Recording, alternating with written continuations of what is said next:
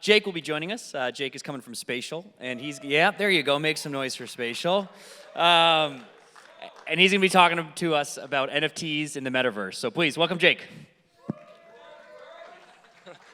Thanks, man. Hey, everybody. That looks a lot like me, actually, up there. What's up? Let's go. How's everybody doing? NFT.NYC. All right. You know, my mom always told me I'd make it to Broadway one day. I just never thought it would be through NFTs. This is pretty wild. All right. Where's that clicker at? There it is. Should I just sit here in this chair? No. Super casual. All right. There we go. All right. This is Fireside Chat with Jake. All right. So I am Jake. I am Jake Steinerman. I am Spatial's head of community. So it's been really awesome to hear the word community a lot the last few hours. We only just getting started. So I'm going to talk to you about NFTs in the metaverse and how we're doing it at Spatial. So Spatial, for those who don't know, we're the quickest way to share high-quality, collaborative, and immersive virtual experiences. But you know, a lot of people that have been using Spatial the last few months don't actually know we started back in 2018, really focused on enterprises and how big companies can basically have 3D Zoom for collaboration. A lot of people don't know that we didn't start originally as an NFT platform, but what was really interesting, something that happened about in the last year, was even though we had that collaborative platform, artists discovered us and started uploading their images, their art into Spatial and started creating their own immersive collaborative galleries on their own. And what we found was a much stronger signal from these artists than we ever did from companies wanting to have basically a 3D Zoom, 3D teams and stuff like that. So we started to really layer on and dive into this community, everyone here, collectors, artists, creators who wanted to have, not just show off their NFTs, but have an experience around them. And there's really three reasons why I think artists started coming to Spatial and using our platform. For number one, is that it's inherently social. So when you create a Spatial account, you actually just upload a photo of yourself, and we use artificial intelligence to create a super lifelike avatar of you. So you look like yourself, you're moving like yourself if you're using virtual reality, and you can look other people in the eye when you're standing next to a piece, when you're attending a virtual gallery experience, or if you're joining from the web, you can bring in your webcam and see people that way as well. The other piece is that it's inherently collaborative. Since you have these open spaces, you can bring in your own completely custom environments to have basically, say, a gallery in an ice cave, or on the moon, or on Mars. And you can design those spaces and lay them out with other people at the same time, no matter where they are in the world. And then the last piece, initially at least, was the easy wallet integration. So one thing we want to, originally artists were coming into Spatial, they were uploading JPEGs, they weren't NFTs, they weren't minted, anything like that.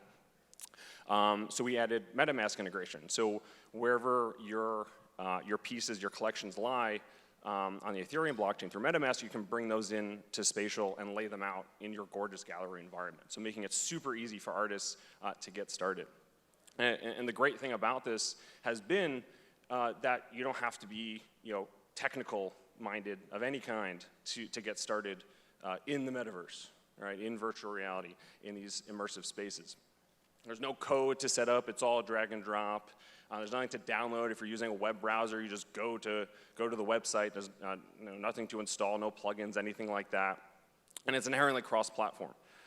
So we're very focused on being very open as a platform, being as accessible as possible. So whether you want to join on your mobile phone, whether you want to join in the most immersive way in a virtual reality headset, or if you want to join with the device everybody already has, which is your laptop and a web browser. We aim to be as open and accessible as possible. And that adds to the immersive aspect as well. And one of the really interesting things that's happened as we've brought artists into our community has been really, since we're more native VR people, tech people than we are artists, and we acknowledge that, we really strive on feedback from you all, from our community, and that's really driven our product forward. So whether that's in our Discord, on our Twitter, Instagram, whatever it might be, we're always looking for that feedback. And one of the things that we hear time and time again is to make it even easier to create virtual galleries, so you can have people from all over the world join you in that space. One of the artists that we work with a lot, Fine Spray Paint Art, he might be here, I think. Give him a shout out. But he's actually called it, he now has a global gallery, because he's based in Lehigh Valley, Pennsylvania, and prior to platforms like this, you'd only get people into your gallery who happen to walk by or you happen to communicate with. Now, with virtual experiences like this, you can have anyone from anywhere in the world join you in these galleries and look at your art and experience it. So one of the things that we've heard from him, and we've heard from really everyone else, is to make it really, really easy to create these gallery experiences, more than just integrating your MetaMask and dragging and dropping it in. You really want a true one-click experience. So that's why features like this and other things we're going to be adding soon, so it really takes less than 30 seconds to create a really awesome gallery that you can start sharing with all your collectors and followers. And like I said, talking about community, the really important part of all this, of the metaverse, of virtual experiences, is the community itself, is the people and the artists that make up that community, because we wouldn't exist without people and creators creating those experiences. So these are just two examples. I'm going to show you two more from two groups that you probably recognize, OpenSea and SuperRare, who've created their own galleries on Spatial that they've curated from artists from their communities. And they're constantly changing out the art in there, having regular art exhibitions, events, meetups in these spaces with 30+ people at a time, having exclusive events, having more open events in Spatial. It's been a really incredible experience. Those are actually all available. You can go check those out at any time. Two more artists that I just wanted to highlight before we close out, and showing you really interesting examples. One is Harlan Perez. He created a space called Arc Novo, and he actually completely designed this unique space. I think it should be a GIF that should be playing. Looks like it's not. And what he did was actually invite other artists like him and other artists even unlike him that are creating sci-fi art, and created a collaborative gallery. So he designed the space, and then he invited other artists to come and exhibit in that space. And through his following on social media, invited people from all over the world into gallery opening events, into Meet the Artist events, so you can actually have the chance to meet and speak with the artists behind the pieces in this really gorgeous gallery. And now the last piece is actually Krista Kim. Some of you may know her. She sold the Mars House earlier this year for $500,000. Initially, the Mars House was an idea. It was a 2D imagery, really gorgeous environment. But when she brought it to Spatial, it actually became an NFT that you can inhabit, you can live inside of, you can have events in, you can have experiences in. So when she sold that, then the collector of the Mars House has actually turned it into a virtual event space. So having music parties, having watch parties, having hangouts, having meditative experiences in there. And since it's a one-of-one NFT, this is the only place you can go. There's only really the one Mars House in the metaverse where you can go and have these experiences. And it really is an incredible experience. I highly recommend you check it out if you want to have a kind of very zen moment in the metaverse. It's a great space for that. And yeah, that's what I wanted to talk to you about, NFTs in the metaverse. So I hope you guys can join us. If you have any questions about how to get started, really super easy, come and find us. We're based here in New York City, down in Soho. We got the whole team here. We got some of the team in the house. Shout out to the Spatial team. So thanks very much for listening, and enjoy the rest of the conference. Thank you, Jake. Wrapped it up early. Well done. All right. Thank you. Oh, thanks. Next we have Simon coming out to talk about the power of NFTs and storytelling. So welcome Simon to the stage, folks. Thank you. Great, thank you. This is a really nice stage. I feel like I should start doing stand-up. No, I'm kidding. Hi everyone, I'm Simon Delarvier. I've been coding and writing about crypto for a few years, which includes writing tokenomics, NFTs, and I've been working in the creative industry I used to do stuff in the music industry, and now I'm doing storytelling and NFTs. So I don't need this. Storytelling and NFTs, and I just want to give you some context, which I believe that projects should focus on going into the future. And there's broadly, I would categorize most NFTs, especially when they focus on storytelling, into two broad categories. One is top-down, and the other one is bottom-up. Now, top-down is what I would say people are more familiar with generally, and even in traditional media, you know, the experience of like, you pay a ticket and someone tells you a story, right? You go and watch Star Wars in film or Dune, that experience, or you buy a book and the author tells you the story. Bottom up is more where fans and or readers or other storytellers participate to co-create the story. And it can be quite broad. It can be you know, official channels for fan fiction, or it can be just kids playing in the backyard after they've watched Star Wars. And so with NFTs, what it helps with, I feel, is that it can foster that bottom-up storytelling in new ways. So I'm going to give you some examples of projects that crosses the spectrum from more top-down direct storytelling to, on the further end, was more bottom-up. So first, to start with, the project on the left is Callan Iwamoto's Few Understand series. And there is direct exploration of just using text in NFTs as a medium for storytelling. And there it's just very direct, like here's a story being told, and it's not even like memorabilia or merchandise from this specific story. It's just here's the story, it uses the medium directly. And what's great about that one, for example, is that the text fits directly into the visual image. And there's actually quite a large group of people, I guess you could call them crypto poets, that uses this format for poetry, because poetry fits very well in that format. And as you now progress from this format, you start exploring where people use NFTs for acting as merchandise or memorabilia from stories. And that's a project that I'm working on with Untitled Frontier, where we want to lead with great science fiction stories, and then the NFTs are things from the story. So a good example in traditional media is you go watch Star Wars, you go buy the lightsaber afterwards, and you swing it around in your backyard, making whoosh noises. So in this case, it's memorabilia or things from the story that you would want to collect. And most people are familiar with that experience. But there's one thing I think that we've seen so far with that kind of format that shows where it can lead to with a more bottom-up kind of storytelling. And in projects like the Punks comic with Ripple used punks to tell additional stories, and also Jenkins the Valet from Bored Apes, where someone actually took an NFT without the permission or any kind of official channel and added new stories to the specific NFT itself. And there's also projects like Alethea, where you can even add AI or additional value to the story of the NFT.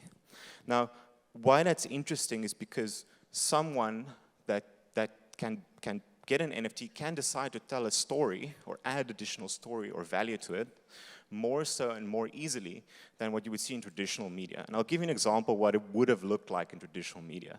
So imagine you go watch Star Wars, and afterwards you go buy the lightsaber. You have this plastic lightsaber now, and you decide, I want to write fan fiction. I want to invent a new story for this lightsaber, new characters, new force powers, what have you. You maybe modify it a little bit, and you write the best fan fiction that Star Wars has ever seen, and hopefully Disney doesn't sue you for doing that. And then you create the best story ever, and now, because so many fans now love the story that you created for this lightsaber you bought, you can then potentially go sell it afterwards on eBay. And so in that sense, you get a creative return, emotional investment return, and financial investment return from imbuing this NFT with additional character and stories. And so there's been a bunch of projects that have explored in this sort of middle ground, Stoner Cats, Glue Factory, Dead Fellas. There's a bunch of people that are exploring this intersection and even starting just doing things like maybe we could even just give people the option or the ability to vote on new storylines, new characters. In some NFT projects, people actually take the NFTs and put them in the shows. Like your character is one of the NFTs in the show. So that is a very big middle ground currently where people are playing with it. And there's even questions like, what if you give the NFT holders access over a bit of a treasury? What will they do with it? Will they like write more stories or like throw parties, or who knows what will happen?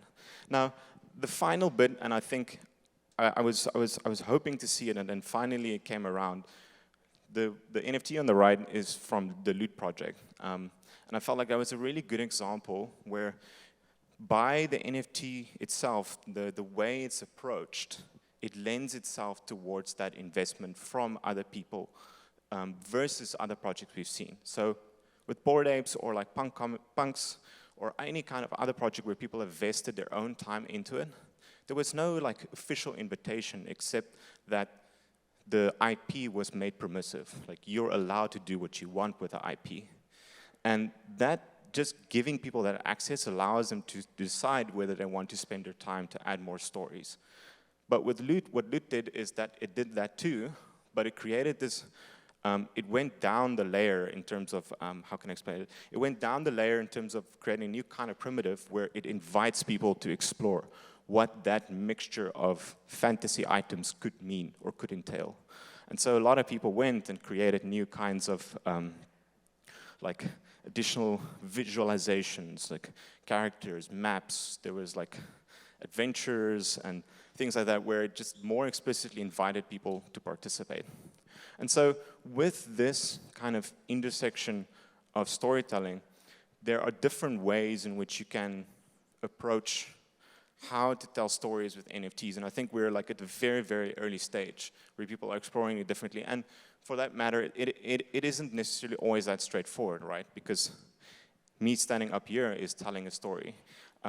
And even like things like branding and marketing, that also tells different story. Everything is a story at the end of the day. And so with NFTs, which I think is a valuable addition or valuable thing, is asking oneself why people go buy merchandise in the first place, right? It's because they want to connect with that experience that they've had or want to have, but now they own that experience, right? There's additional connection just for themselves primarily. And so, yes, some people collect because they want to show it to other people, but there's still this fundamental feeling of like, I want to connect with other people. And so, as we've seen in the past in humanity's life, like, stories matter. We're here because we've all told stories about NFTs. We've all told stories about what the blockchain means. And that like history that we've created together is now sort of immutably there. And that history will always be there, right? So even a decade from now, whatever we did here today and whatever happened here this week, some of it has been recorded on chain and that won't disappear. But now that you also give people the opportunity to actually own the feeling as well, I think it's a very powerful primitive for storytelling. And so we'll hopefully see, I would at least hope to see like much more people become storytellers from just being the kind of person that adds more character to their profile picture NFT to actually authors exploring more broadly. And who knows, maybe one day we will see a Bored Ape film, you know, in cinema, or maybe Disney decides Dune needs more NFTs, you know? It's not Disney, sorry. Star Wars needs more NFTs. So I think that's the story I wanted to tell today. It's just to explore more intersection of storytelling and what could be possible into the future. There's a lot of projects doing really exciting things. I usually write about this stuff a lot, so you can also go find me on Twitter and go read some of the stuff I've read. It's usually more expansive and it gives more details about the different kinds of projects. And yeah, that's my story. And so thank you very much. And let's see what stories we can tell. Thank you.